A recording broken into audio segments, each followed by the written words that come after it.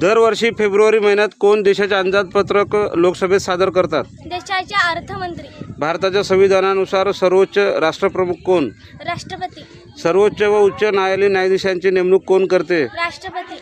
राष्ट्रपती संरक्षण दलाचे कोणते प्रमुख असतात? सर्वोच्च. अधिवेशन काळातील दुपारी 12चा काळ? शून्य प्रहर. भारताच्या सर्वोच्च न्यायालयाचे प्रमुख? सरन्यायाधीश.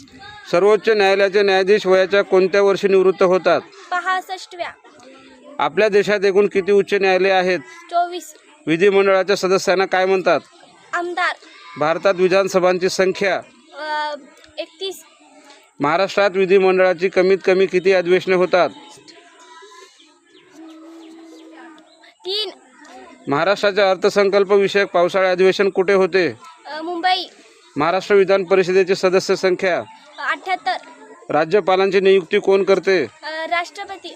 राज्यातील जनता आपले प्रश्न सोडवणारी व्यक्ती म्हणून कोणाकडे पाहते? मुख्यमंत्री. सनदी सेवांचे प्रकार किती? 3. शबास सांची.